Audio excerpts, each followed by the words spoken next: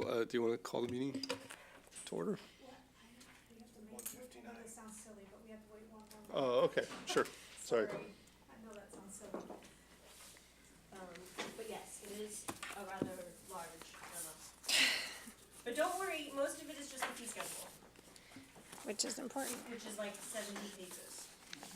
All right, so I'm sorting out all the at places memos. And if you need copies, let us know. No, they're all here. I pulled them all. The bid. Okay.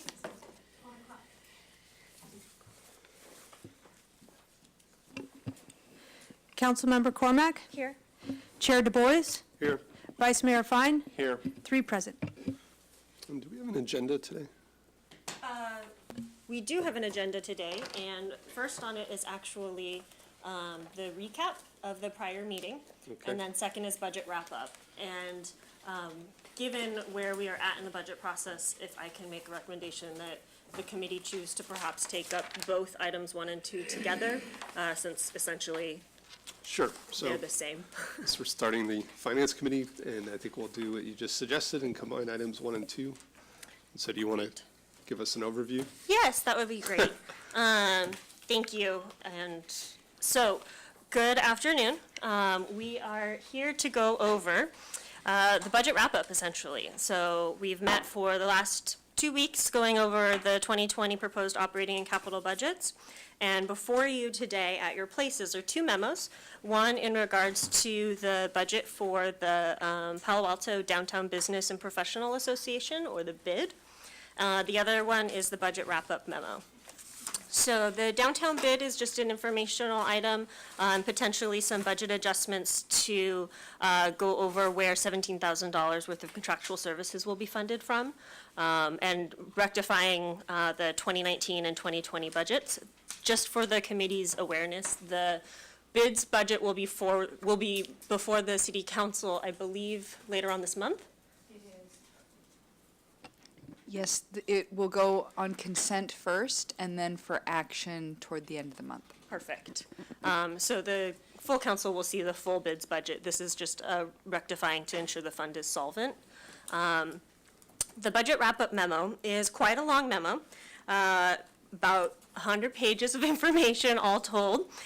So to just kind of walk the committee through this, on the very beginning, there's a recommended motion, and this is really just a framework for the committee to start thinking about how they take action today. It's not locked in, it's not set in stone, so it is feasible for the committee to morph this as they see fit. This basically captures the proposed budget from the city manager and amendments that the committee has tentatively approved throughout the budget process. Then on the second page is a table of contents, which really outlines the structure of this memo. The first section being all those items that are on the screen, but also that the committee had placed in the short-term parking lot over the course of the budget meetings. There are brief write-ups for each of those items on that list. So it's the list of city assets, an updated organization chart for the new reorged PCE DSD, restrictions for SUMC or Stanford University Medical Center funds, one-time investments in the HR department, 2020 muni fee review, and potential options for funding improvements on the Birch Street property, should the city acquire it. And so all of those are detailed basically pages 2 through 6, and then referenced to attachments.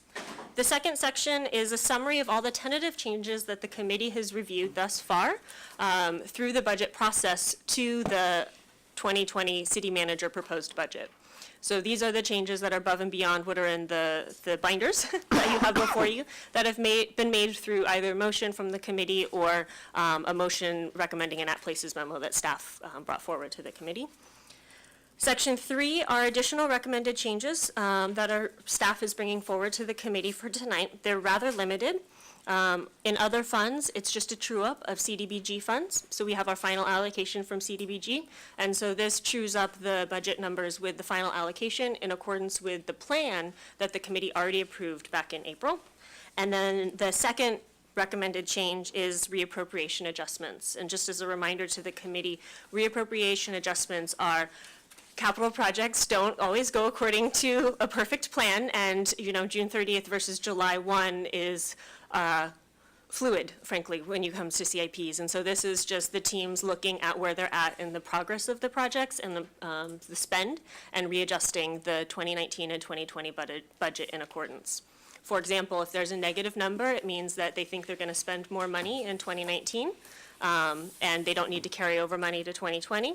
If it's a positive number, it means that the project expenses are anticipated to happen in 2020 as opposed to 2019. So it's really just moving money between 2 fiscal years. In section 4 is a summary of all the activities that the Finance Committee from a technical perspective have done. So it has links and resources for the public as well as yourselves in the future to look back at action minutes, presentations, et cetera. It also has future follow-up items and potential referrals, which I would actually like to call your attention to specifically, because you'll notice it's actually not in the recommended motion. So it's on page 13 of the memo. The long-term parking item that was placed in the long-term parking lot during the review was an in-depth review of the parking fee structure. And something that staff found out, or rather kind of figured out, dotted all the I's and crossed all the T's, is that this is an outstanding referral with the Policy and Services Committee. And so typically we wouldn't refer the same item to 2 committees. And so if we wanted to refine this to be more discrete so that it's not redundant with what the Policy and Services Committee referral is, that would be one option, or just allowing Policy and Services to hear the item and then the full council after. But just wanted to bring that to the committee's attention. After that, it's just an index of all the attachments. Again, the lion's share being that attachment D, the municipal fee schedule.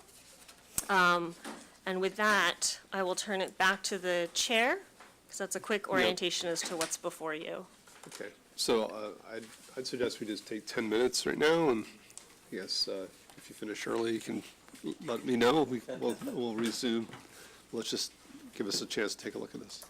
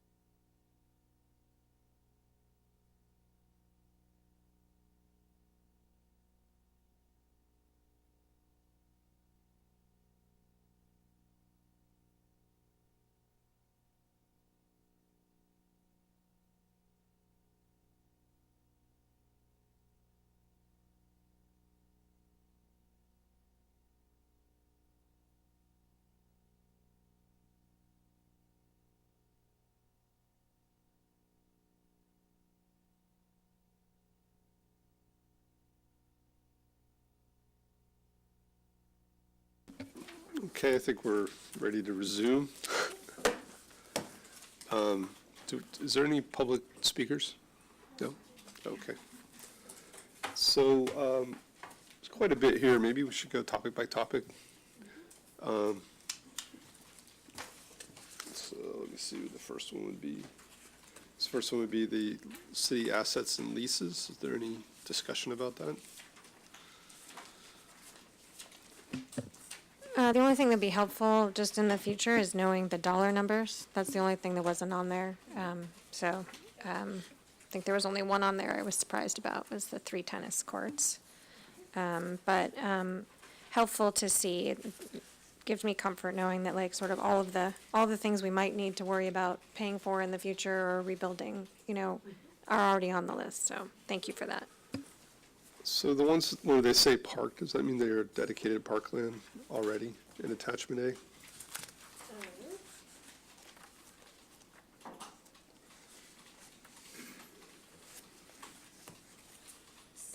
A? What column are you looking under? Type. Under type. Yes, but we'll also mark where it's not dedicated. So for example, on row 15, Yep. it's used for tennis courts, but it's not dedicated parkland. Yeah, I mean, it's not really, I don't know if it's necessarily a finance item. I still think that we should take a look at some of these and see if some of them should become dedicated parks.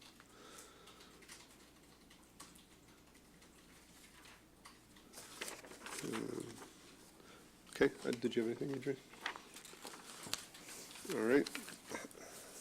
Jumping back. Any comments on the org charts?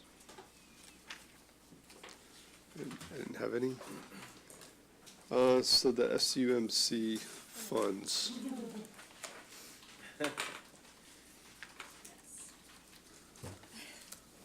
I had some comments. Go Do you ahead. have some? Yeah, I do.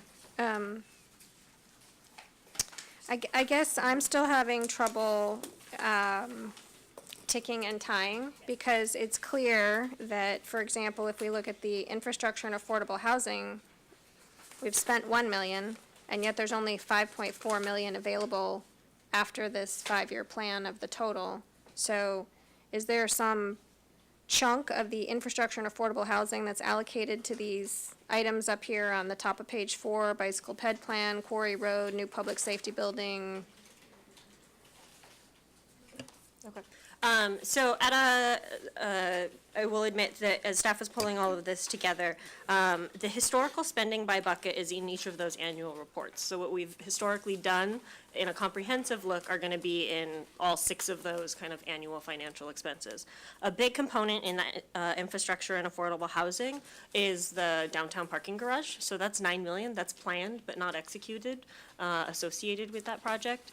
There's also some in there for things like fire station, for the public safety building.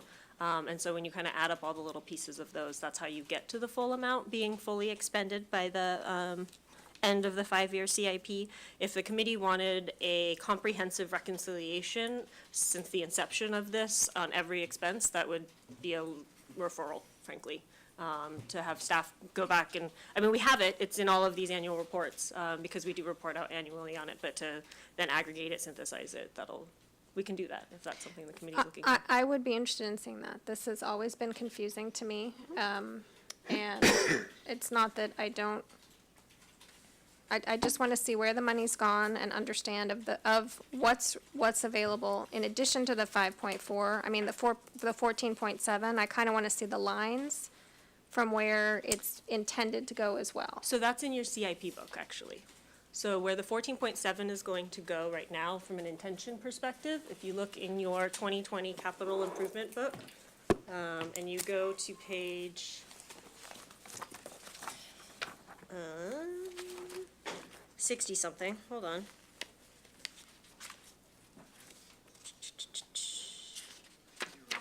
I think I was on it. Yep, 64. Okay? Page 64 has both the project and the schedule associated with that 14.7 million.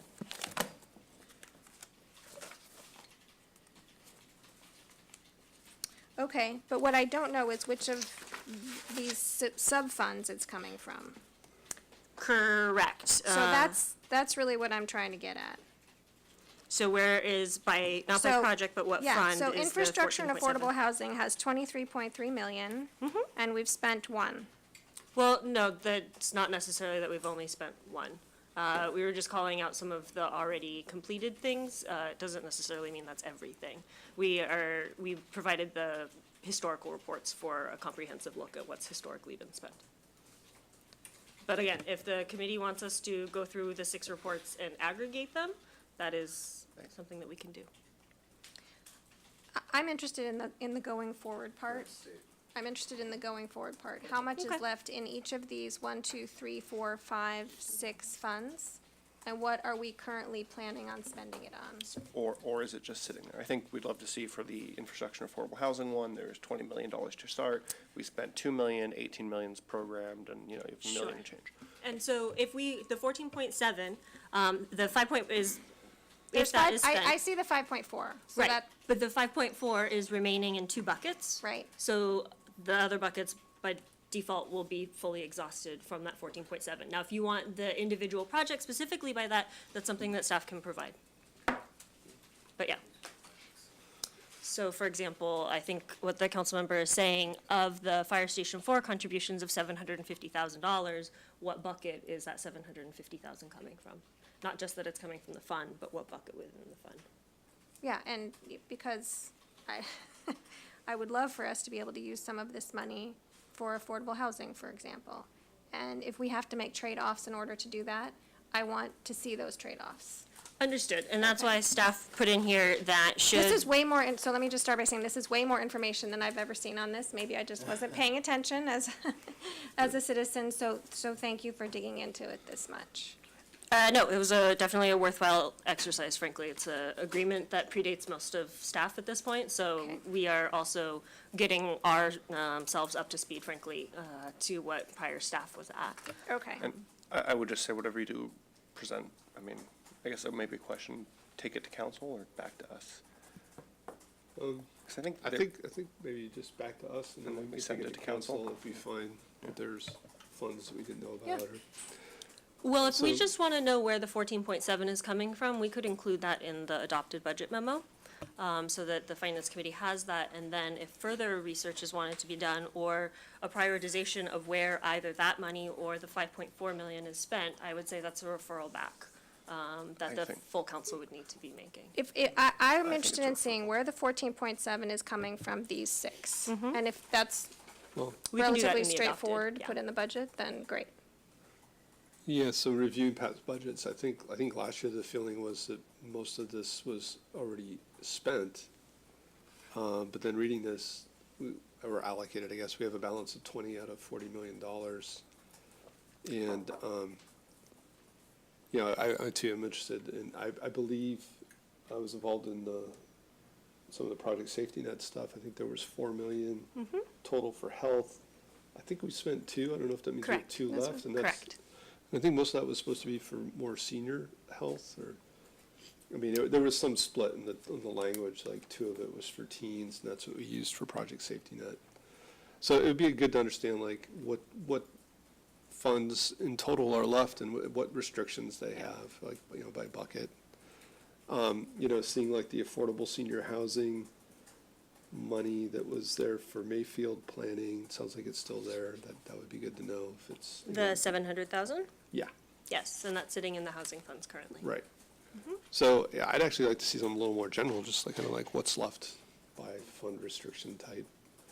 And maybe that, I don't know if you could bring that as part of the budget, or, So that's actually, so as of today, not including the 14.7? No, including the 14.7. Well, I guess, yeah, including any I'm interested in the commitments. 14.7.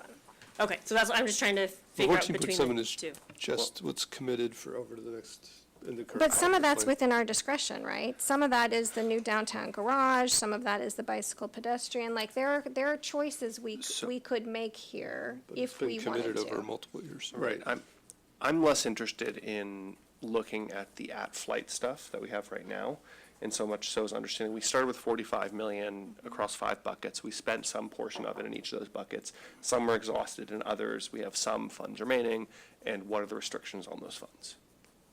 Yeah, and then I guess out of that, how much of it's potentially committed would be Right, interesting too. right. So just in each one, so for the expansion cost of mitigation, 2.5 million, we've used 1 million on Charleston or Ostradero, for example, I'm making things up, and we have 1.5 million left, which can be used for bikes or cars, whatever it is. Yep. Right, and I will say, the 5.4 million remaining are in those first two buckets, the community health and safety and the expansion cost mitigation. And so the second one says there's no Almost 50-50. specific restrictions, and the first one says the city has discretion to allocate these funds. Correct. Okay, so. So the if I understand, 5.4, we have I got it. a lot of options. So there was 20 million left, 14 of it is planned, 5.4 is unplanned. Correct. Okay. So I And was- that 14.7 that's planned is what's in the capital improvement Yeah. budget. And also, if I can draw the committee's attention to attachment C, these are some of the major, these are not all, but some of the major, like synopses of council or PNS direction that have been given to staff over the course of the years, frankly. So, for example, we did not put dates on those. That's all right. Whoops. We have the report numbers. And since it's Partial credit. 1954, you know it's really late. They are very old. They are hyperlinked online, though, I will tell you that much. Good job. They are, and so realistically, council's main guidance on how we spend or choose to spend these funds are at a high level that they're to be consistent with council priorities. They're to be used for impactful and long-lasting projects, that they are to be focused right on infrastructure activities, so to speak, and that goes back with that long-lasting activity. And so all that being said, they also have been prioritized either through the budget process or through going to the Policy and Services Committee. So, I mean, it says in both of the second ones, it says council should develop a ranked master list of projects. Yep. We don't have that. So that's not on you, that council has not ranked the projects. Sure. And We that's- have our, I mean, we did, we have our infrastructure priority projects, No, but this is specifically for the Stanford University Medical Center fund stuff. but that's where a lot of those funds went. Correct. The majority of the development agreement did go towards the 2014 council infrastructure plan. But obviously, there is still some funding remaining after those allocations were completed. But that plan isn't ranked, Within the 9 projects? is it? Not to my understanding, no. I think what I was speaking to is the fact that those are 9 projects that are placed in a category It was ranked above. in terms of the projects that didn't make it on the list. Right. We said we were gonna do all those projects. 9 priorities is the must-do prioritized.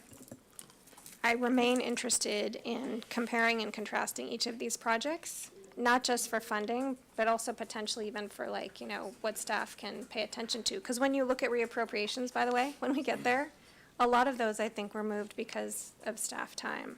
So I'm still interested in some sort of ranking, prioritization, for 2 reasons. One, it tells staff what to focus on, and 2, it helps us figure out if we have enough money to do everything we want to do. Can I just suggest we refer, or ask council to refer to Finance Committee an in-depth look at the SUMC funds?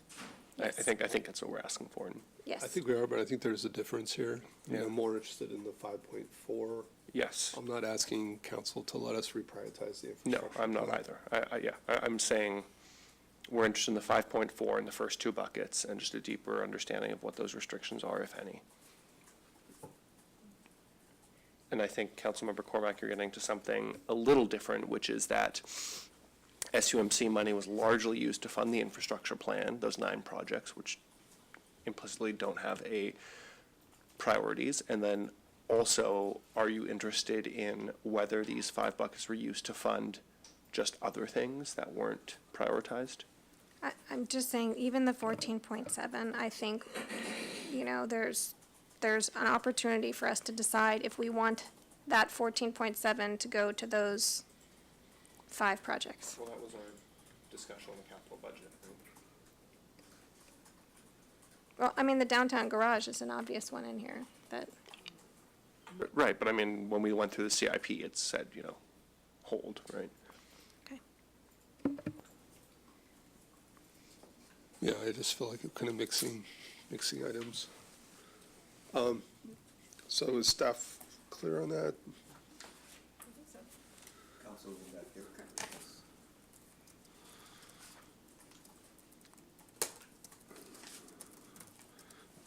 Okay, so the next one was the, Are you guys gonna make a motion? oh, okay.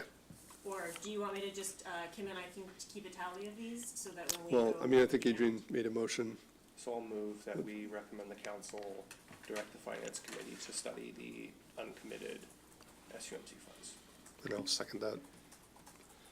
In Aye. favor? Aye, okay, thank you. Okay, so the next one was the HR recruiting and performance evaluations, just additional funds. Yes, she's not already here, let me get Linda.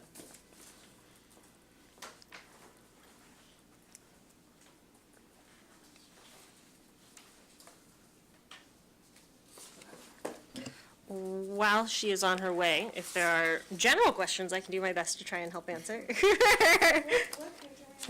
We are on page Just following 5. through on the summary at the beginning. I mean, I don't know if you can answer some of these questions, but Sure, I can do my best. it's really kind of a question about okay, so some of these things are manual, but how manual? Is it worth spending $180,000, or is it a couple of hours of somebody's time, and maybe it's okay, it stays manual? Sure.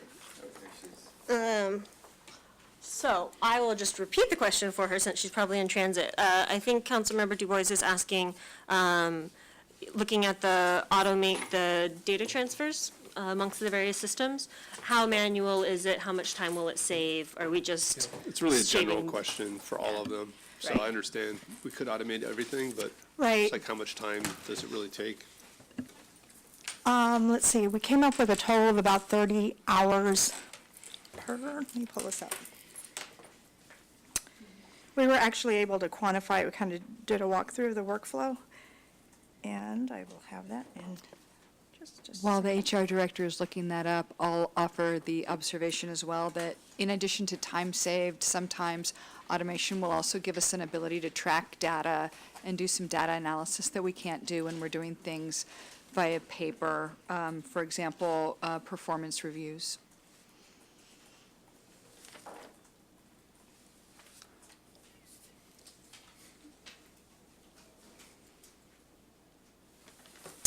We came up with about, roughly 400 hours of staff time in the, per year. Across all of these items? Yes, yes. Yeah, so I guess if we had to pick between them, that's really, so like Michelle was saying, if 30,000 for making performance reviews, online, you get the data benefits. Is that more or less important than candidate screening tools or the automated data transfers? I don't know how much. how would you rank- It's how a would you hard rank them? pick, but the evaluations touch every department, and so I think that would probably be felt and would provide more efficiencies across areas outside of HR. And, if we also said like, so the first one, updated screening tools.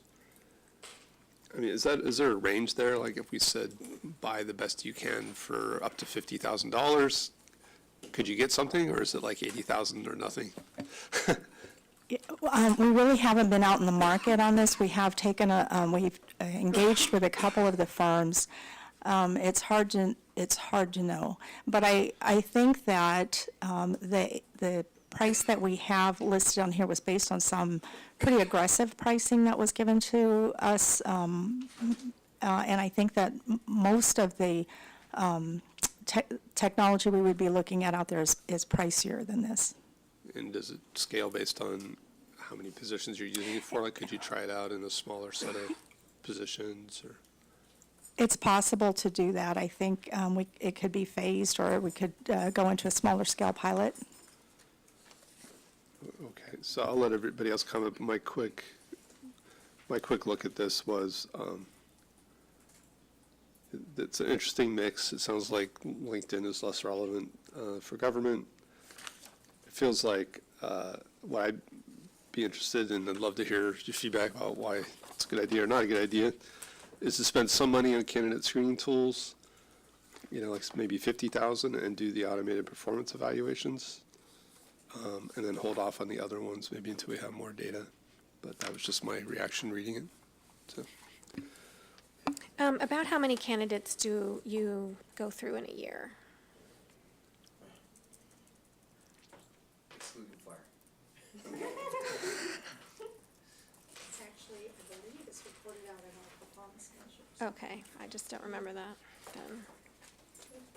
I was just looking for sort of like, I know we have about 1,000 employees, so depending on whether or not we do hourly evaluations for that's 1,000.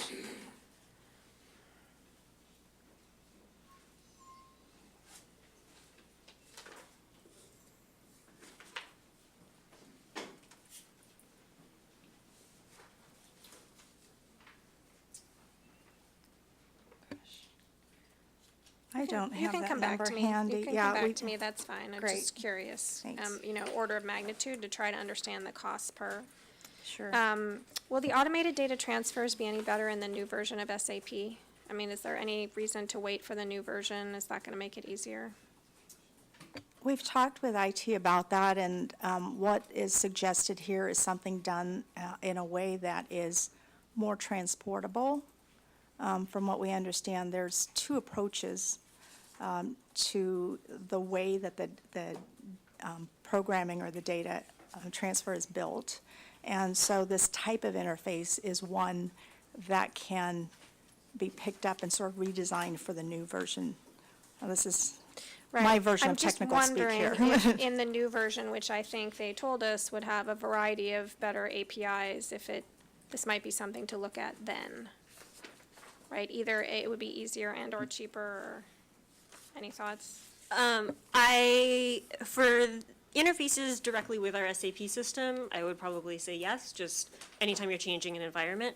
But not all of these are actually between SAP and another system. So the new hire date to CalPERS. to CalPERS. I don't know necessarily how we would transport that, if we would do it from the new hire system to SAP to CalPERS, or if we would go directly from the new hire system to CalPERS. Okay. So that's something that if we did a direct connection, wouldn't go through the Okay. ERP system. So I think it would really just depend. I actually don't know which one we'd choose. Same thing with SAP to workers' comp. Obviously, it's extracting data from SAP, but workers' comp is a TPA, a third-party Third-party. administered, system, and so it would just kind of depend. But you are right, the ERP system, with the baseline upgrade that we're talking about, there is some discussion over, how do we Better make the data. transports Okay. more seamless? Okay, and I concur with the Chair Du Bois's comment about LinkedIn, that if, it's not a place we get people, and if it's $5,000 per person, that seems a little high, so. Certainly automating performance evaluations, this falls in the category of, I can't believe it isn't already for me. Just jumping in, so on the candidate screening tools, can you help us understand the problem in recruiting that we're seeing? Is it in building the pipeline? Is it in yield? Is it in actually screening the candidates? Because I guess I was kind of surprised to see staff requesting a screening tool, which is, presumably to winnow out candidates. And I'm wondering if it's a matter of we don't have enough candidates or we don't have the right tools to choose the right candidates. That's a tough one to answer with one response, because we hire in so many different occupation groups, which is why it makes, our recruiting so unique so difficult in a municipal setting. We have all the professional maintenance, you've got utilities, police, fire, so there are a lot of needs across the organization. In some cases, we have regional, and in some cases, national shortages of that skill set. In other places, it's because we are less competitive or having difficulty competing with private sector. Other times, it's where we happen to be geographically located. And so our applicant pool is impacted. So it's a number of things, and what we're looking to technology to do, and this, the applicant technology that we're asking about is a way to help build efficiencies into our process so that our process is not a deterrent. Okay. And if I could just build on that, I think sometimes, one of the things we've talked about is how investing in one bucket can provide more flexibility in another related area through ripple effects. So for example, your point is well taken. If we're trying to recruit more people, does weeding people out really address the cause we're trying to get to? Well, if we're conservatively staffed and the staff have to weed out as part of their function, then their time for advertising and marketing may be limited. And so we have less time to be innovative and proactive if we're doing the bare minimum of just trying to, review what's coming in the door. So if technology can help streamline what's coming in the door, it may free staff up to do more innovative or proactive work in terms of the outreach. Okay, that's helpful. I guess I roughly do agree with both of you that the top two here kind of make sense. Just a matter of what dollar value we want to settle on. Yeah, it's really hard to understand, I think, the scope of the automated data transfers. Like, we're doing it somehow today. Does it mean somebody's keying in data all the time? Are they exporting, importing files? You do it every couple of months. I just don't know what the impact is manually versus spending the money to automate it right now. We are hiring about, so this morning we had a group of almost 20 new hires, and so with each of those hires, there's a considerable amount of manual data entry that is happening, and it happens at various stages in the process, but it's most concentrated at the time that we're doing the onboarding. And so we are, so that's a monthly occurrence that we know. I'm trying to think what the other one was.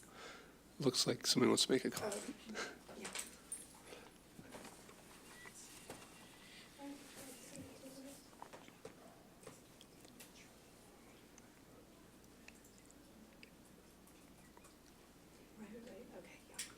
Okay.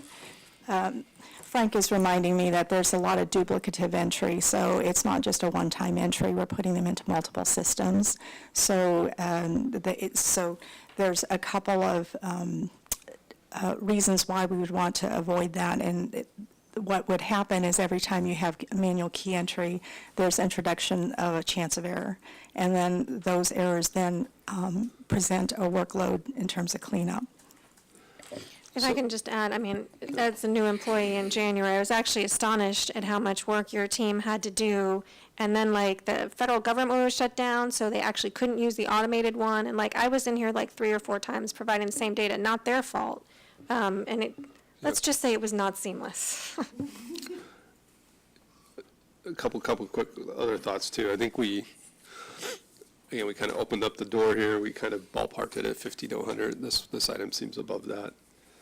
The other thing is IT was cutting down on some contracting work in their budget. Did that include some of these projects for HR?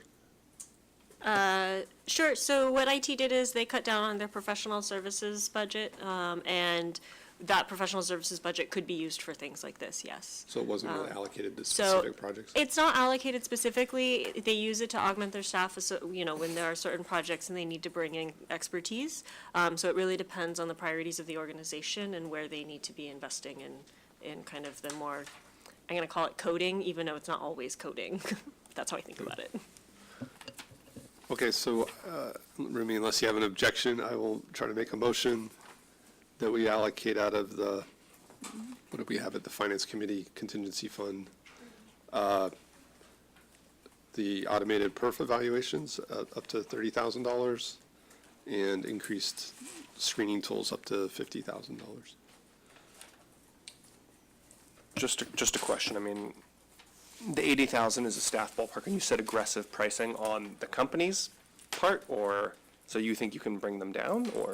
No, actually, that was a number that was brought down quite a bit from, Oh, okay, okay. from private sector counterparts. Okay. Yes. And I actually, if I could interrupt, I do have a count of the total number of applications. We're roughly in the 10,000 range on an annual basis. So I guess my question is like, would 50 get us anything on this first request of updated candidate screening tools? Or does it really need to be, 75, 80? I would say that 50 is going to be tough to do. I think we would be looking for carve-outs out of other areas of HR to try to supplement. So, okay, that's why I'd asked. I thought you said you could do a pilot or you could use it for certain roles. Yeah, it's hard to say because we haven't engaged with the vendors because we have just been researching the technology. If we were going to open it up on a citywide basis, I think that the 80,000 would probably be the minimum to get us off the ground. If we were going to carve out a couple of occupation groups, we could go for a smaller scale. What do you guys think? I think with 10,000 candidates, I'm more interested in fully funding this. 10,000 candidates is a lot each year. This is $8 per, per candidate to make things easier at the beginning of the funnel, right? Which is where theoretically your staff has it is more automatable, which is a word. Right, where automation is more beneficial at the beginning of the funnel.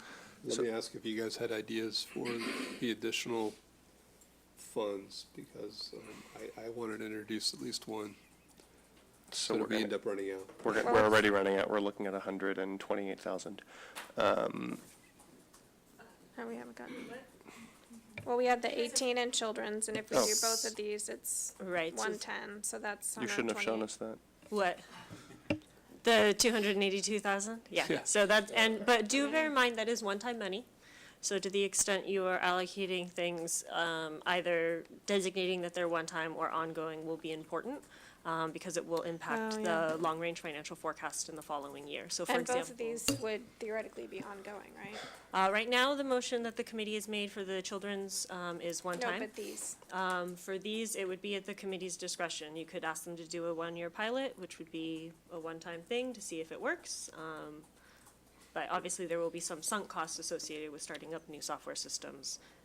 But Okay, so here's what I would be willing to support at this point, which is the automated performance evaluations as an ongoing cost. So have to bake that in going forward, because I just don't see any point in piloting something and just undoing it. And then maybe if we just pin the updated candidate screening tools until we get through the rest of them.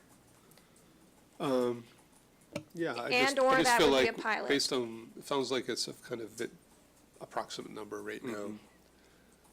But regardless, that I think would be a pilot, and then, we Right. could know at the end of the year, hey, this really worked, or no, this wasn't the right Right. choice, or, I think it is a pilot, the updated screening tools, for a year. But I think if we're going to do that, we should fund it at the 80,000 level. And just a reminder, this will go to our colleagues on council, and yeah. they'll weigh in. So I think if we're going to do this, we shouldn't try to edit this request. We should just give the agree. full thing. And then if our colleagues on council don't agree, so be it. I mean, 10,000 candidates is a lot. Did you guys have a comment? Looks like Yeah. a lot of Well, discussion. What I would, I also, because of our merit system, that we actually do have an obligation to screen every application that comes in or every applicant. So on the front end, that is where, as you say, on the funnel, we do evaluate each entry. All right, so I'll update the motion. 30,000 ongoing for performance evaluations and 80,000 as a one-time pilot to see how the screening tools work. Second. Favor? Great. Congratulations. Right. Congratulations on 20 new hires. Yeah. Thank you. Time to get back to work. You have a lot of it. Okay, so moving on to municipal fee review. Did anybody have comments on the fees, Adrian. Just one, or two actually, sorry. So one, I saw there was no cost for planning appeals, but see some other section which I couldn't find. And I'm just wondering, What page are you on? I was on D, sorry, D2.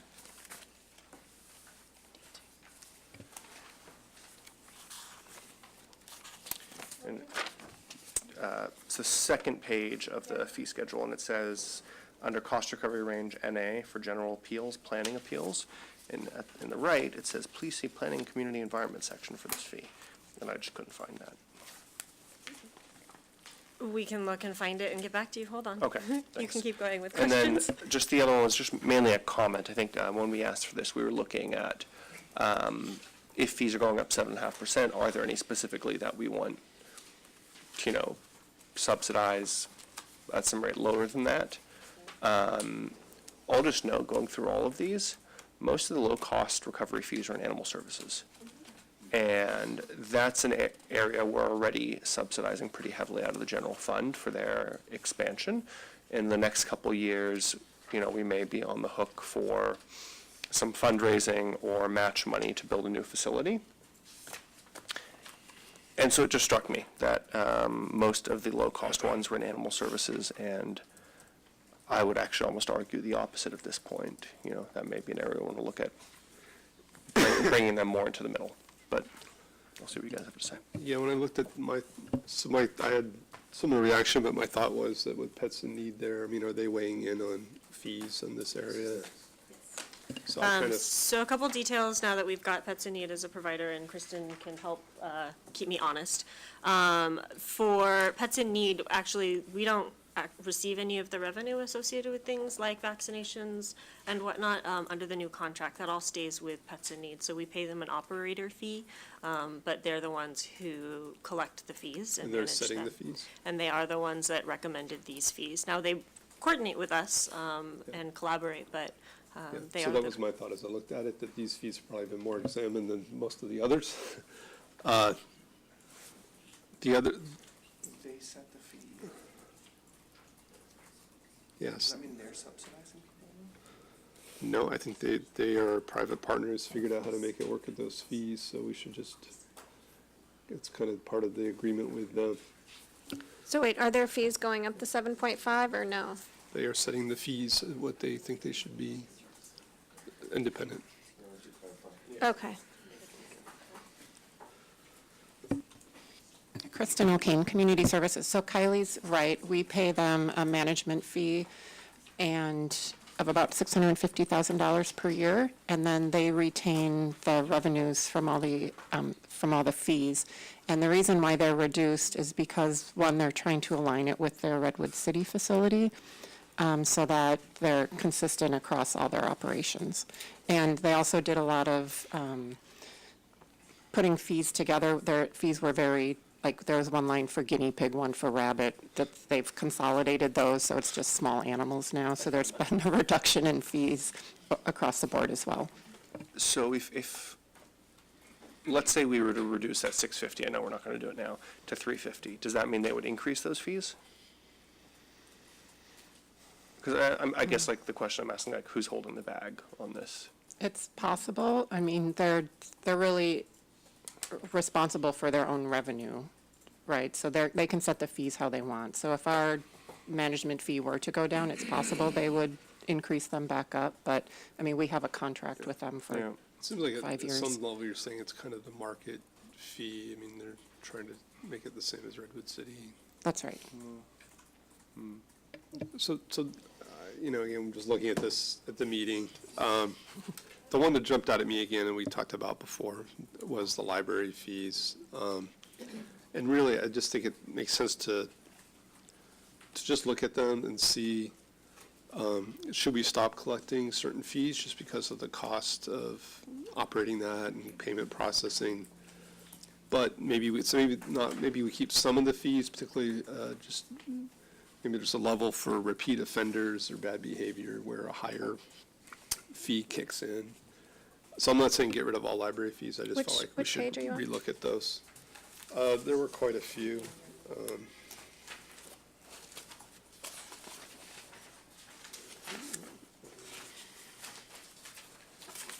Oh, okay, I see. I don't remember where You're they on were. D26, 25 and 26. damaged and lost materials. Right, and Chair, to your point, when Monique was here last week, she did acknowledge that there's a discussion that's most likely gonna happen with the Library Advisory Commission on their Yes. fees, and so that is on staff's work plan and/or radar, I guess. We even note it in the memo, it's not necessarily a referral, but just Yeah. we know that we need to evaluate that, so I think we hear you on that. Okay, so on many other community service types of fees, it seemed like somebody had looked at them, a lot of them were either similar or didn't really increase that much. So I just felt more comfortable. I'm just going to reserve the right to look at this in more detail another time and potentially have additional questions or comments when it comes to council, because that's, Not a problem. yeah, that's. Not a problem. It's huge. I stand. Yes. It's a 70-some-odd page document. And Councilmember Fine, the appeals are on page 32, which you actually won't be able to see if it's binder clipped.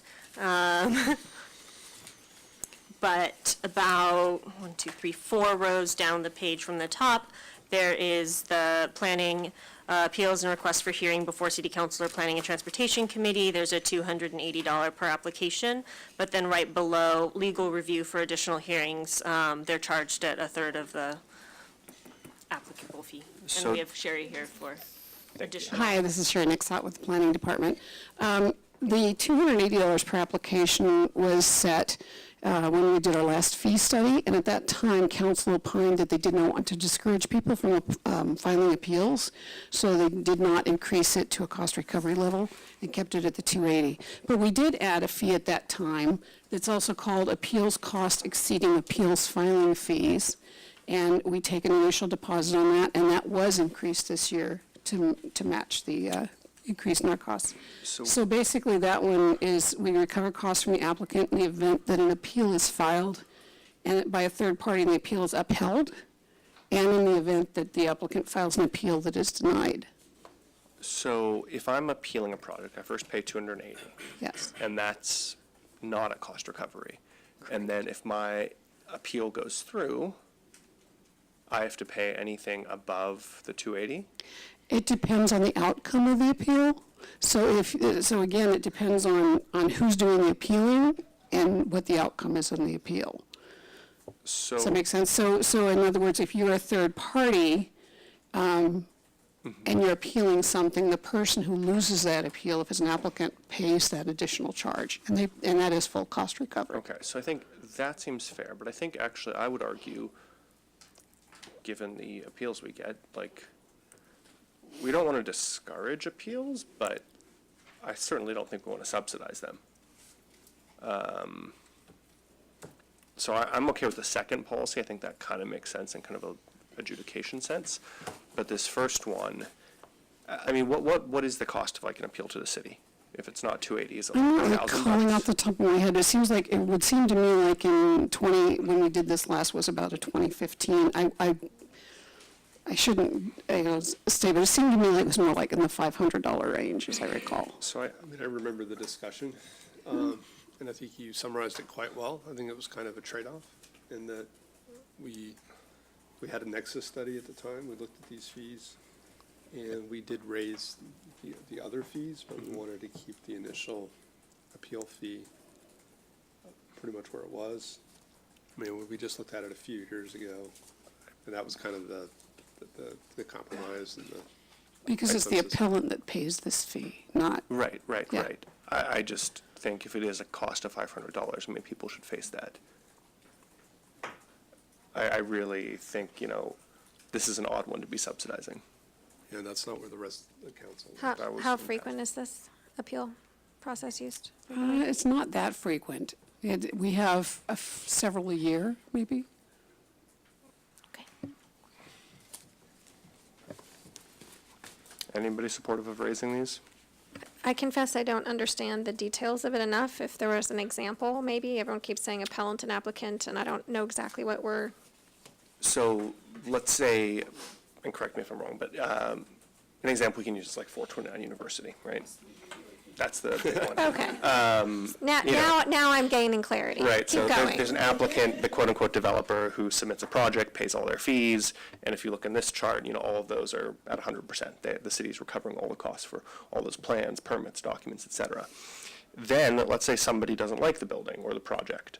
They can pay $280 to file an appeal, which goes to the director, right? I'd have to ask Jonathan Lee, I that I'm think it goes sorry to the you're above planning my, director. I think it goes to the planning director at that point.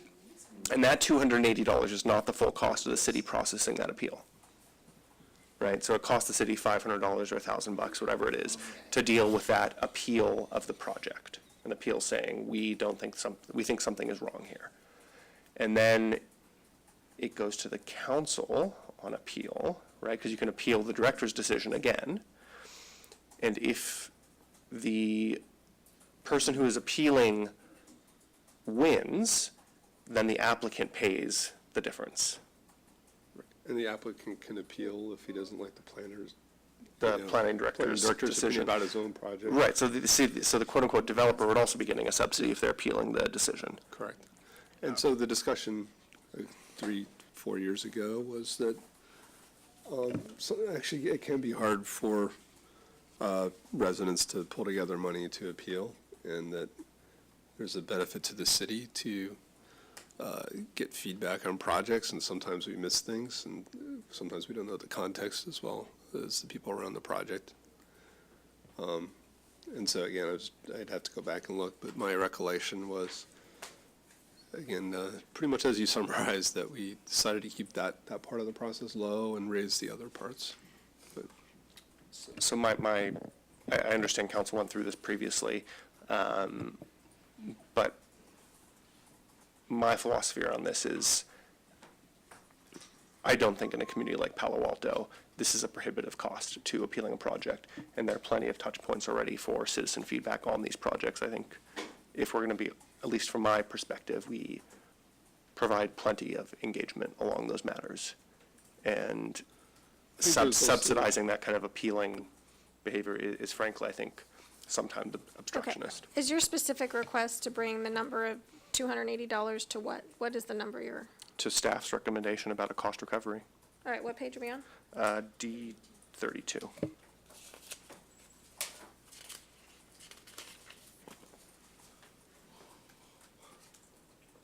So we don't know what the 280 is, if it's 10% or 30%? We just know it's in the low section? I'm afraid I don't recall that because it was done several years ago. But we could certainly go back and check this fee study, nexus study and apply. So, I hear both sides. I understand that, we want to make it accessible for people to file an appeal. It also sounds like there might be an angle where we're trying to work with, somehow disincentivize someone who is causing more problems perhaps than are warranted. And I don't know how to resolve those two things with a ratio of dollars. That sounds more like so I'm okay with where this is now, if we just have one situation that's been a big problem. If we have another one, then willing to revisit it. Could I just ask them maybe, like, at some point, could you just let us know what the full cost fee is and how often it gets used? Yeah, it's fair. Thanks. Okay, so nothing on this item, should we, Oh, wait. We haven't talked about the park yet. okay. Are we still on the fees though? Yeah. Okay. No, next item would be Birch Street, the park. Yeah. Are you So, asking, I'm do asking, you have are we more things done- on the Are we done with fees? fees? I'm done with I fees, have reserving one- the right to look through Sure, them all the one time. last I have question, and it's still planning related. I remember 2 years ago, there was a proposal to raise the RPP residential annual fees from $50 to something. And the mayor and I had debated that, and we decided to leave it at 50. And I'm wondering, staff, you're still proposing to leave it at 50 right now. Is there a reason we're not looking at raising those? Isn't that in the whole work plan thing? And isn't there a And it specific could thing be in being here saying undealt with. that I was we've just- referred it to policy and services? It could be that. What she said. Okay, so policy and services will evaluate the level of fees for residential annual Yes, and quite permits. frankly, recognizing that we will be making some changes to the program, this is one where hopefully we'll be able to do it one time rather than have to have a series of changes that would disrupt the recipients of those Okay, permits. thank you. I was just asking because I remember the last time I did this, we did look at raising those and pulled it back, so I was wondering why it didn't come this time. So, Okay, so the next one is the Birch Street property. Sound like you had some comments, Allison? Yeah. Thank you. Lots of information here. Very helpful. So if I look at, on page 7, parkland development impact fees, that 2.7 million is after planned park improvements, so that means after Bixby Park. And whatever else is on the list. Yep, no worries. You're on page 7? Top of page 7 in development impact fees. Correct. So we have 2.7, but that assumes Bixby Park stays in. Yes, but actually, I believe Bixby Park is coming out of the dedication fees, so that's the 1.2 million. Okay, all right. We're checking on which fund that's coming from, because we Okay. mix these up in our minds. But yes, either one, we'll figure out which one it is, but it does include Bixby. Okay, so that long paragraph underneath dedication fees just confirms that that 1.2 is available. Correct. So meaning that it's actually interesting, but because of how these fees are done, you have to have it within a certain radius of the park and where the actual development project was. And so there's, and Kristen can correct me if I'm wrong, there's 1.2 million in the fund that would be eligible for this. It just happens that that 1.2 is the same 1.2 in the bullet above. Oh. It doesn't mean But it's not the same it's not 1.2. necessarily the same. It could be, because Bixby is a larger park, and so it's not just a neighborhood park. It has a regional kind of pull, and so therefore the radius is larger. It's not half a mile. So you have more flexibility in investing these funds in, say, a Bixby Park because of the acreage as opposed to the neighborhood park. But yes, that's why I caution. Same number, different reason for those numbers. Okay, So it sounded like what the report was saying is there's enough money to cover the planned improvements without impacting other projects? Is that the correct takeaway? Correct. I mean, it wouldn't impact current planned projects. Obviously, it would impact your ability to spend those funds on other projects, which I think Kristen can also talk about that. But you would definitely deplete the fund. That's right. And for the park impact fees, we did a very rough draw of a half-mile radius from the development to the property, so we'd have to do a much, more specific analysis, but this was our original estimate of what we could use at this location. sorry, did you say impact fees? I thought it was the dedication fees that were the. Okay, all right. Dedication, yes, I apologize. Sorry. And all of this is after acquisition costs, right? That's right. The acquisition is coming out of the other fund. Because that's not tied to a specific area. Correct. The acquisition will come out of development impact fees. Correct. It's anticipated that the development impact fees will pay for the acquisition, and any excess would either be funded in the parkland dedication fees or in the general fund, if that balance was insufficient. It just depends on the negotiations, and then So the your 2.7 improvements. million that's available is before we purchase this property if we Correct. choose to purchase it. Correct. Okay, Yes. This is after. No, it's after the fiscal year. CIP is dealt with. Balance of 2.7 after planned park. Okay, other parking. What's Right, in the planned budget? parked improvements what's in the budget? CIP. What's in the budget? Correct. 2.7 after what's in the budget. Correct. But before we Acquisition. purchase the property if we choose to do so. Correct. Alrighty. And then we have 1.2 in the dedication fees, which is not allocated to anything at this point in time. Correct. And we also know that we could use 1.2 around it. And we have a proposal that looks like 1 million. I just looked at seed and sod, but sod sounds like a good option unless you want to say something else. I'm scanning as I go here. So would it be helpful to have a motion on this, or so that we don't lose any time in the event we It get sounds this like property? Well, we had discussed some of those other projects. It sounds like we just approved the budget as is, that it's all, we're not trying to take money away from Bixby Park for this, right? But there's no money allocated right now for this. You'll have to come back to us unless we do something Which they today. would do, I think, once it happened. Right? Okay, but it will all work. Correct. Yay, all right, I'm done with that. Do you have anything? I can't help myself. I would say I think we should remove Ash Street. It just expands the park. Yes, Yes. So, So we're looking into that because there's obviously emergency vehicle access, turnaround, things like that. We just need to make sure that works logistically to do that, but it's one of our options that we've laid out here. okay, so then moving on, we're on page 7. I guess we're moving into changes tentatively approved. I don't really see anything on page 8. I think we're good with Yep. keeping the library open on Sundays. One quick question on that. Do we know how many, I saw there was a study about how many people go there. Do we know how many people go there on Sundays? I'm sure Monique does. I don't have that at the tip of my fingers, but I'm sure we could get back to you on that.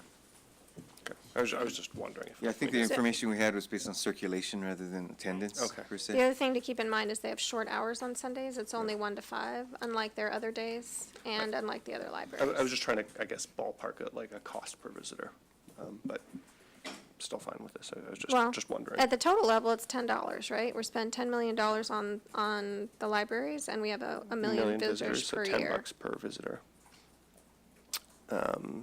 I mean, I don't want us to spend a lot of time with that number, I'm just telling you that's and that doesn't include digital visits, which, I should just say instantly, tons of people use online Okay. resources, including the, So I mean, just from me thinking through this, using that figure of $10 a person and, 52 weeks, that's 25 visitors that we're paying for on these Sundays. But I was just thinking about it over the weekend, like what is the cost we're paying per visitor, and just was wondering. yeah, I mean, I've checked in with a few people. I mean, the reality is if you're a working family, Sunday is one of the few days that you can go. So, again, I'm absolutely willing to revisit this in a year with more information. Okay, so moving on, we increase funding to the TMA by increasing permit fees. And then we get to additional staff recommended changes for discussion. First one there is the CDBG funding allocation. I didn't have any comments. It looked like it followed the priorities that we passed. We got Anybody it. else have any? We got about comments? 63,000 more? Okay. Okay, so I then, think in at least one instance, we're funding more than they requested. Downtown streets, presumably they're gonna be willing to take the money. I think that was the only one where we're giving them more than they requested. Sentinel? Well, that's because it's that section, remember? There's these 4 sections that we get it in, and we have to take it in those tranches. I think that's true, that they will be able to use more. Yeah, I think they'll be able to use it. Okay, Yeah. yep, comfortable with that. Okay, so then we're on to reappropriation adjustments. So this is basically money that is rolling over that was budgeted previously. That is correct. So attachment E was very helpful, and I see that looks like the biggest chunk of it is the bike bridge. The forthcoming bike bridge. I was a little surprised by street maintenance being such a big shift from, that's basically left over. That's the other number that looks really big. ERP, I understand. Grade separation, I understand. Project 29, I think we talked about last week. So I guess that's my only question, is street maintenance having such a big shift from year to year?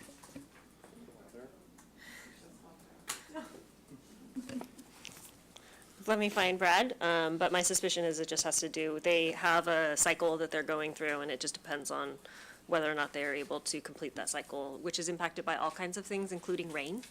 And so My that guess may is- have been something that impacted, but I'm just surmising at this point. Or maybe also upgrade downtown, didn't that sort of like take a lot of people's?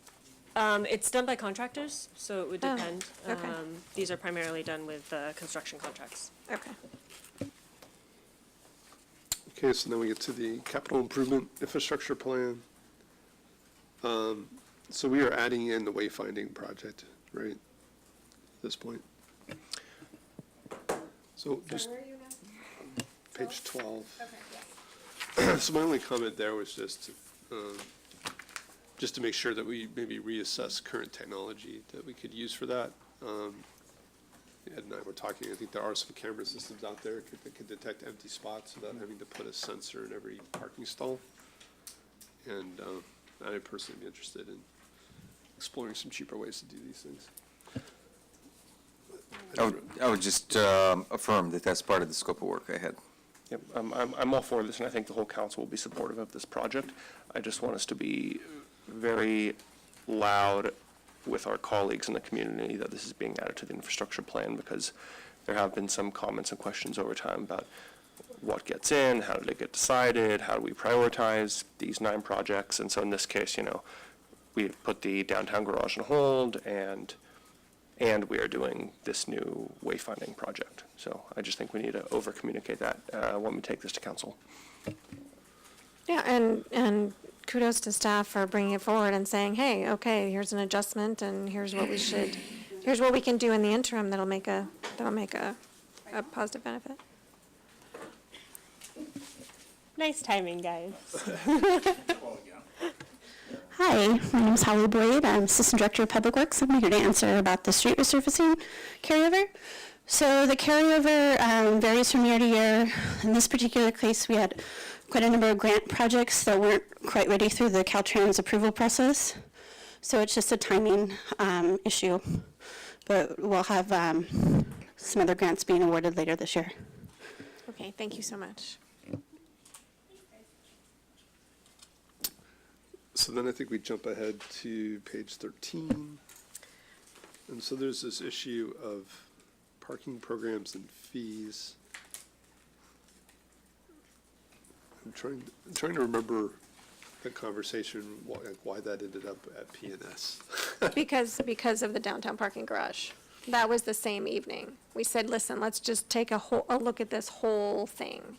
And that's when it got sent to Policy and Services. So I'm wondering if we should split fees off of it, maybe ask council to refer fees back to us.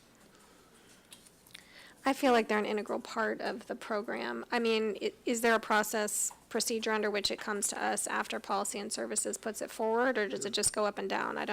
Can we do a triangle, or It is just it? feels like a strange one to be at P&S. I think infrastructure tends to come to finance, doesn't it? So the basic rule, I think, that we would try to observe is to not have it to go to both. So that said, certainly, ultimately, it's the council's decision as to whether to send it to Policy and Services or to Finance. The argument, I think, is a strong one, that this is as much a financial discussion as it is one of the policies related to the program. So ultimately, it's a council call. And if you'd like to suggest that the council change the direction and bring it here instead, I think from staff perspective, that would be fine. So just a couple things. I completely agree with Councilmember Cormack that this was part of our discussion on the downtown garage. We said, let's hold off on that thing and look at what this whole system looks like. I think the fees and the policy are completely linked, and something I kind of struggle with here, and I think we got onto it with the downtown parking fees and funding the TMA, is are we using the fees to drive the policy or the policy to drive the fees? And in the case of you made a good argument about, the parking fees here, how that's driving policy around the TMA and how we're funding it. And on the other hand, we have had lots of discussions about the RPPs and downtown parking, do we want employees parking there or not here? And so I'm comfortable with it at PNS right now. It'll come back to the whole council. We can deal with it. And we're gonna fidget with it there on both the policy and the fee side, but I'm comfortable with where it is now. I just look forward to seeing it. Chair DuBois, is your argument that the whole thing should come here? If you guys feel like it, I guess I can go either way based on the discussion. Yeah, I don't want to split them. I don't think that would serve us well to separate out the programs from the fees. I mean, if we're going to be doing service reviews, I guess the question of like how full will our agendas be versus their agendas. Well, we have a lot of work plans coming to us starting next month, right? Right. So I guess based on that, I'm comfortable leaving it. It just seems a little odd, but it's fine. Well, maybe the three of us can just commit to looking at it carefully, which we would do anyway. So we'll provide our scrutiny on Monday nights instead of on whatever day we're usually supposed to meet, Tuesdays. So I think that brings us to the end of the update.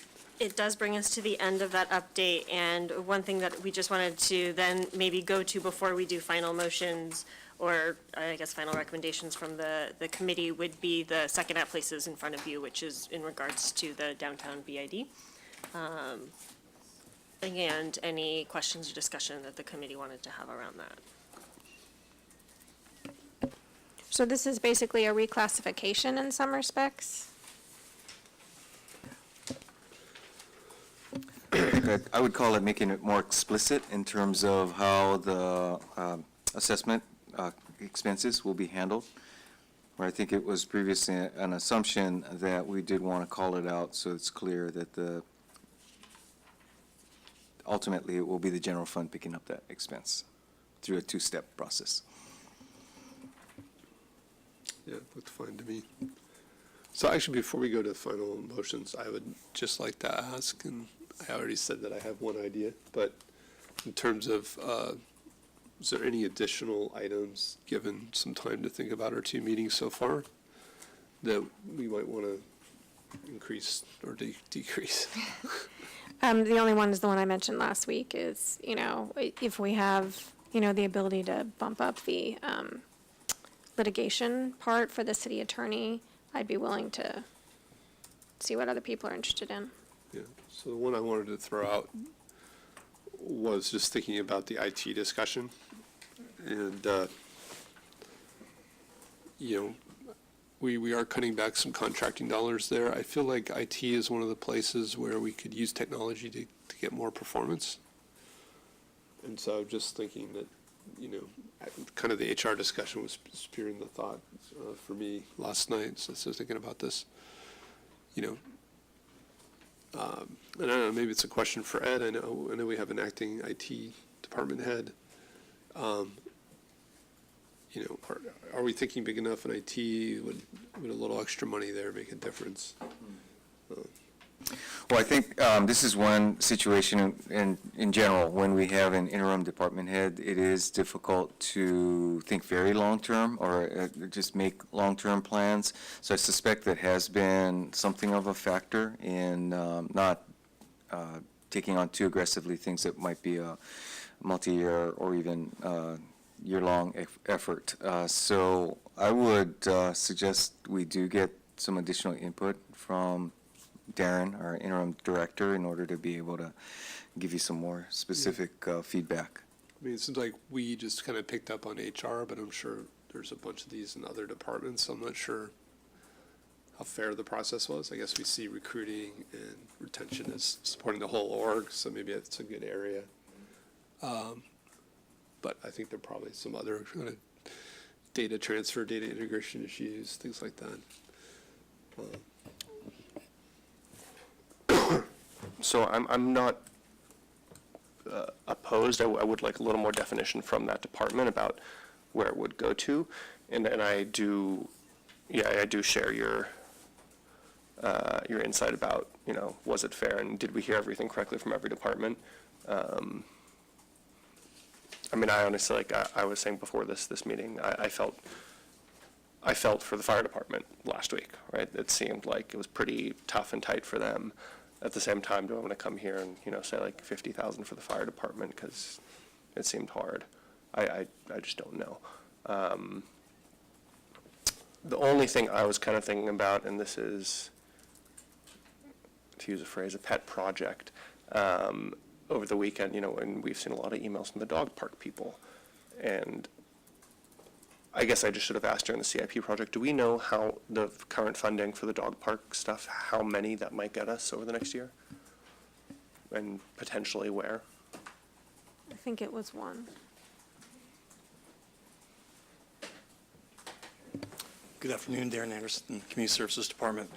We have $150,000 for the dog park. The current thinking amongst the ad hoc committee and the Parks and Recreation Commission is that it would be used to expand two of our existing dog parks, both Mitchell and Greer. Okay. Greer is very undersized. We think we can make it more usable if we expand it. The alternative idea is a brand-new one in a different location. That funding would get one, and we've got a couple options to consider. Okay. And I think the process would be we'd keep working on it with the Parks and Rec Commission and then do outreach to the community. Okay, so it's roughly like 75K to expand an existing one and 150 for a new one. I think that's fair, and depends on the amenities you add, but Sure. yeah, just Okay. moving fences out a little bit is what we're talking All about right, in Greer. it's kind of out of the scope of what we're talking about, but that was my Yeah. one pet project. So, I just got it. yeah, so I share, the concern about the litigation fund. I'm not sure $100,000 one way or another makes a difference. It's probably going to be pretty binary. But, so I do have some interest maybe in just restoring, maybe 100,000 of the cut contract fees for IT. And maybe we have, I don't know that it needs to come back to us, but maybe it just goes back to the city manager with definition, or it's a contingency fee for the year. Yeah, Don't be shy. now's your chance.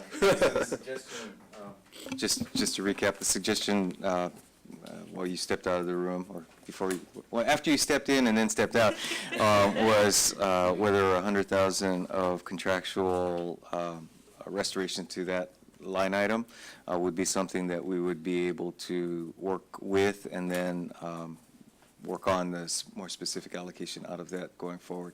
But the broader question is, in terms of reductions, the contractual line item being a specific example, but then even more broadly, whether there are other system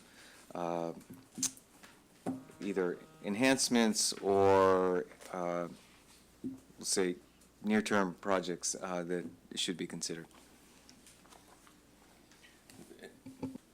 And this is in relation to the SAP professional services specific, or broader? So yes, of course, it would help us move initiatives forward, right? With the reductions, we are planning on, how to minimize our spending so we can do our basic things like HR support packs with SAP, general enhancements and so forth. So having additional funds will enable us to do additional enhancements as well and support businesses moving forward. With the initiative moving forward, upgrading our SAP environment, there's going to be a lot of pre-work that needs to be done about data cleansing and other things that we'll be using these funds for as well. Jump in. So I'm just reading on operating page 260, the non-salary expense adjustments, and so I'm seeing a couple of things. So one is reductions in project services, staff training is 25K, professional services is 200,000, GIS is 75,000, civic innovation is 25,000.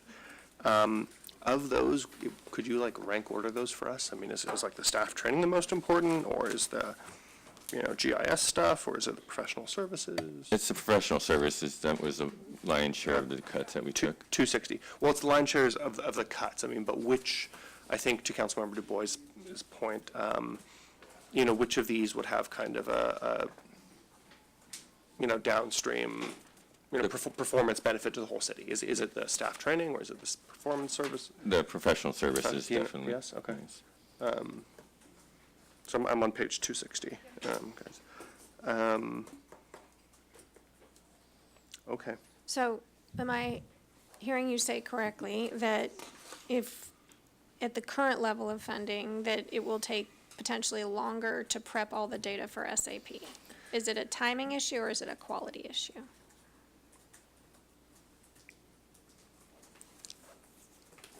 It's, sorry, just to revisit. Yeah. It's 220 in professional services. Is It's it? more of a timing issue. right? Just being able to do things quicker on time versus spreading out over multiple years because of budget constraints. Okay, so potentially accelerate the implementation of the upgrade. Not necessarily accelerate, but support and be better prepared for it. It could help us streamline it, but it's hard to say once we get the, until we get the vendor engaged and really dig into the details. Okay, thanks. So again, I feel like, we're always going to be pressed on staff as we look at unfunded liabilities, and that investing in technology is the way we do more with less. So I guess I'll make the motion that we restore $100,000 for IT contract services, to be used as seen fit, between the department head and the city manager. Any support for that? Thinking about it.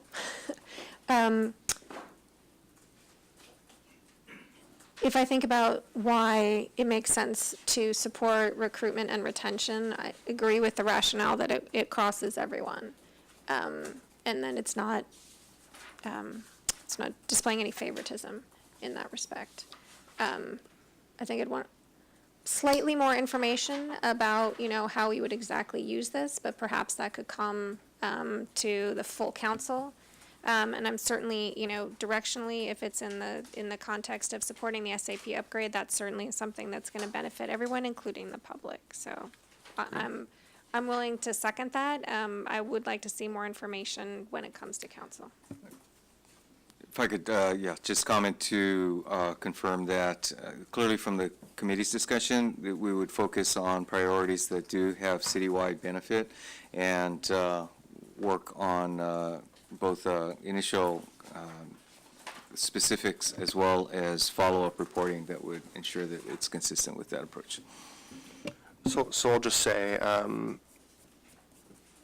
from your answer, it sounds a little bit like you might use this money to accelerate some of the work in prep for our ERP upgrade, which is kind of out there in the ether for now, right? Actually, we'll be bringing something to council hopefully before the break. What are you planning to bring to us? A proposal to start the upgrade process. So we're going to do an upgrade, not a brand new system, though, right? Is that correct? Yes, yes.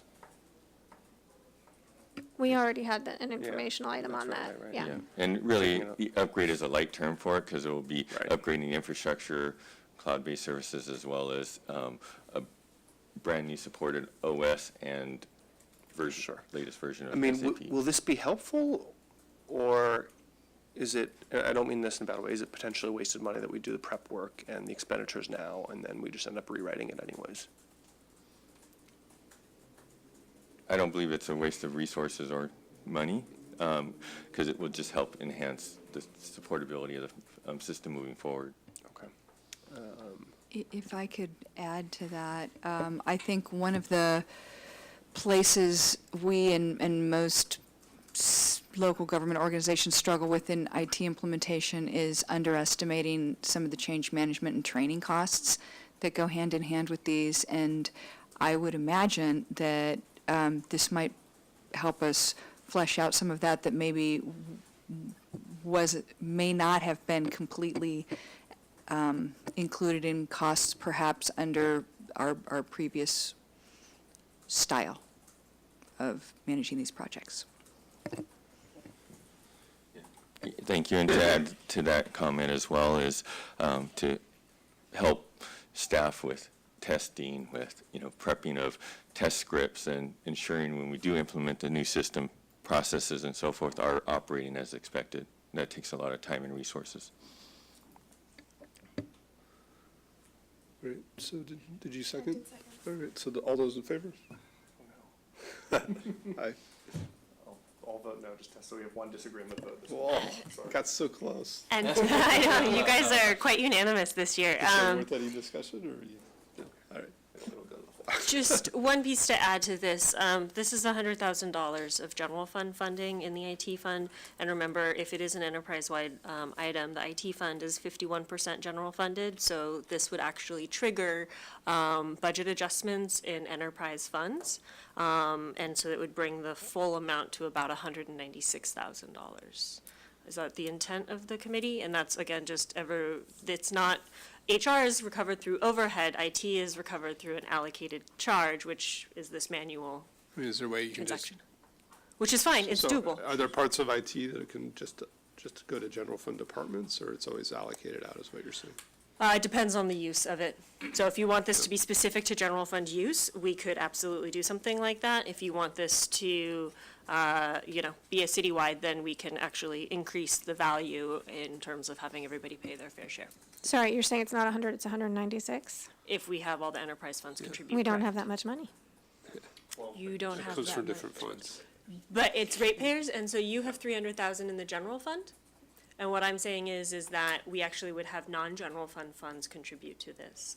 It gets back to that outline that we provided. Right, yeah, the- yeah. I think my intention was just to keep it to the general fund, Okay. right? It wasn't, That's gonna be tricky though, right? Like, I mean, if we're using it for SAP, isn't that supporting all of the enterprise funds as well?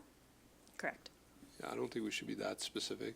So we used outsourced contractors for all kinds of things that serve multiple departments.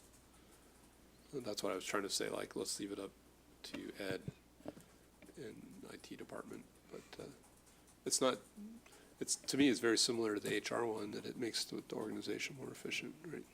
Sure. But And I didn't want to pull in the enterprise, I didn't mean to pull in the enterprise funds. That, is this one time or ongoing for the committee's intention? One time. yeah, one time. I mean, this is a cut from existing levels, right? So we're partially restoring. Partially restoring, correct. Yep, understood. Thank you. Okay, so back to the regularly scheduled program.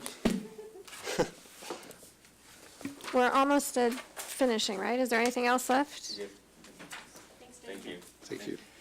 Would this be an appropriate time just to make some general comments before we get to the last motion? Sure. What an extraordinary amount of work so many of you have done. I learned a tremendous amount going through it in the level of detail I did. And I think the one area that I would like to see more information in the future, and the city manager and I discussed this briefly earlier today, would be in the contract services area. So that's just sort of like a general line item many places, and I think having more transparency, it could be like, when you look up a mutual fund, it says top 5 holdings. A little bit like that, like, or you, like you did with the sales tax, or the top 25, sources. Having just a general sense, so we don't have to ask you the same questions every time. And I realize that council approves most of those contracts. It might have been before or after. That's just the one area that I think would add to a fuller understanding of what each department is doing where. And I appreciate that next time. That's a good comment. I think kind of our pre-data requests, I think you heard a lot of questions about that. I don't know if we necessarily saw responses. So I would echo those comments. I think that was a good comment. Okay, so I think it's the last thing basically to make the recommended motion. Oh, sorry. No, so also want to echo Councilmember Cormack, thank you all for all your hard work. Thank you guys to my right. I think a few things stood out to me. So one is the two departments that really stood out to me as potentially being affected here were HR and our fire department. I think they're both dealing with multiple stressors, some internal, some external. So that's just something I noted. The other thing, and maybe it is actually one last little request, is a lot of the changes made this year in response to our $4 million target, some of them were one-time changes, and others were structural. And I'm just wondering, do you guys have an estimate of that $4 million? How much is structural, how much is one-time? Because otherwise, it'll be left to folks next year to do it again. And with your comment a few weeks ago, Councilmember Du Bois, about doing the unfunded stuff, that's another $4 million. You're potentially looking at $5 million there. So I'm just wondering if we have any visibility there. We are actually looking that up. If I remember correctly, it's either within next year or the following year that we would be completely balanced in the general fund in terms of that 4 million. A lot of the reductions that you saw are one time, but there's also some in the out years.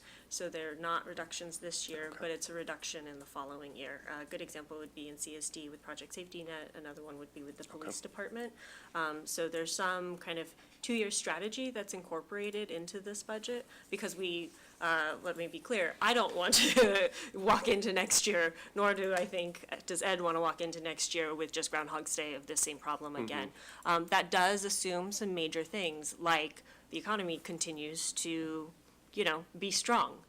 So to the extent that tapers or drops, that would impact the ongoing. But what we can do is, because I absolutely hear what you're saying, and I think it's an important message, is when we bring this forward to the full council, we could actually show the, kind of like we do a long range, but we'll just do 2 years. We'll do the 2020 budget and the forecasted 2021 based on these recommended items, so that you could see the full, Sure. full picture. I guess it'd also just be helpful to pull out, in the budget adjustments of each department, it's nice to see where the departments are trimming things.